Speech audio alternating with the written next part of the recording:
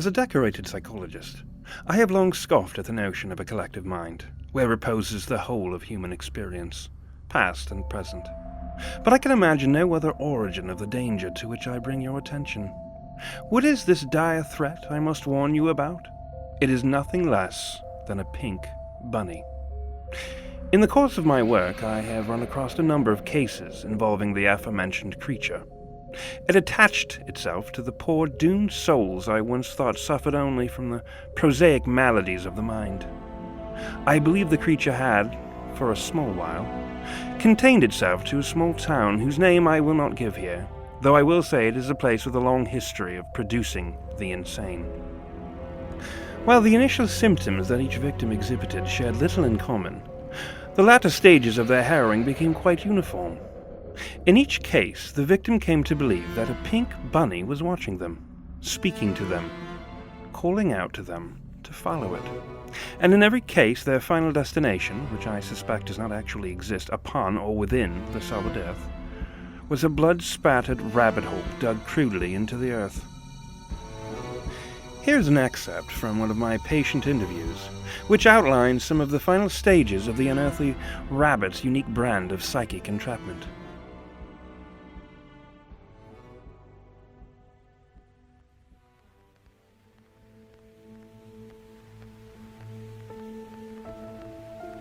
It wants me to follow her into the earth, where rainbows sweep within brightly wrapped holiday boxes, where the pretty little daydreams of tiny children shelter from the night. Its eyes are like sugar when they look at me, glistening with sweets and smiles. I want to hold it in my arms, stroke its pink fur, and tell it how much I love it. But I thought you were afraid of the pink bunny. Oh no, not anymore. I know now that it loves me. It wants me to come and live with it in a land of sugar, where everything is as sweet and as special as can be. How will you travel into the earth to live in this magical place? There's a hole it travels through. I can hear it calling me from the inside. It wants me to go home with it. But I thought the hole was covered in blood. Oh no, I was wrong. It's not blood, it's pink cotton candy, I tells you.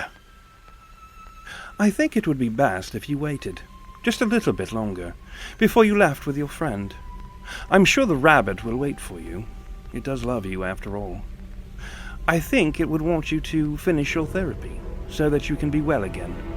You wouldn't want to be unwell for your travels, would you? The bunny said you would ask me to stay. He even gave me a message to give to you if you try to stop me. He told me to say, only the meanest man alive will keep my friend away from all those wonderful goodies. And I don't like meanies at all. Not one little bit. I've been watching you, Mr. Meanie, and I've a mind to come see you soon.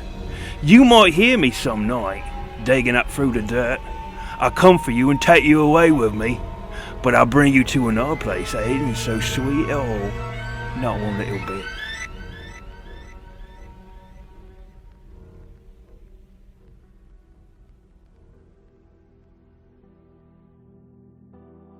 Now, as a man of science, I was obliged to treat the bunny's threat with much skepticism. I was duty-bound to put aside my discomfort and recognize the creature as nothing more than a migrant bit of contemporary folklore. A mad bit of detritus adrift upon the collective subconscious of the world, riding the waves of dark popular culture and social media, lodging itself into the brains of the most prone to blur the boundaries between reality and fantasy.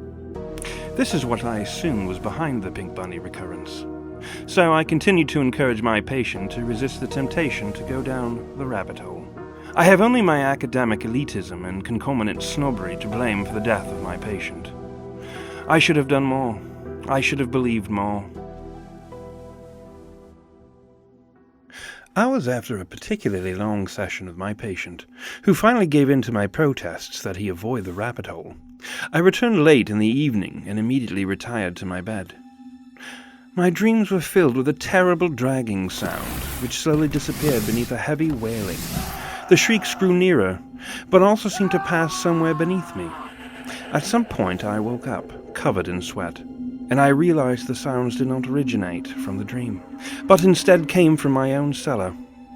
Where the dream had been vague regarding the source of the wailing, solid reality was not. It was my patient, calling out for me to help him. I rushed down into the basement, having no idea what to expect, hoping against hope I was still asleep. Even after having reached the lowest point in my home, the sounds somewhat retained a degree of distance. I stared perfectly still and quiet, so as to pinpoint the location of the screams. They were coming from somewhere beyond or slightly beneath one of the basement walls. With my palms upon the cold stone of the partition, I traced them until they intersected a narrow, filthy crawl space that stretched far beneath my basement.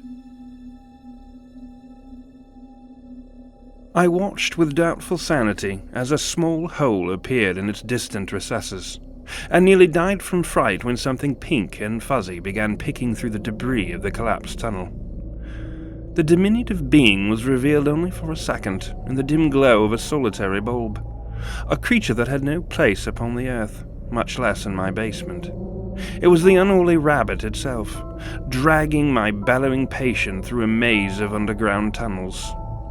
The thing was the size of a child, and the color of cotton candy, and it smelled like the sugary dreams of children.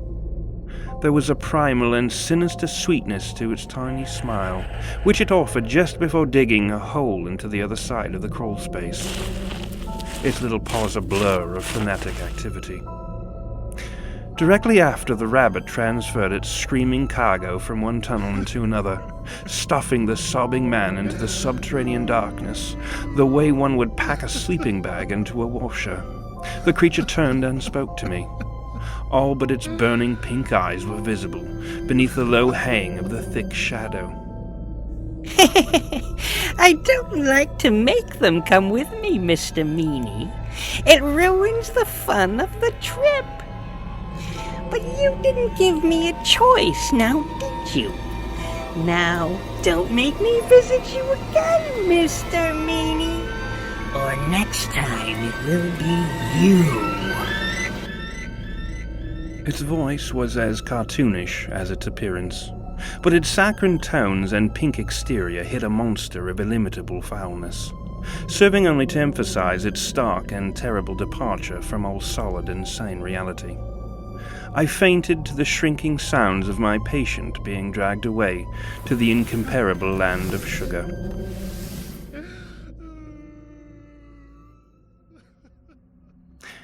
The pink bunny is, I think, a living hallucination, an awakened figment brought to life by a million fevered imaginations.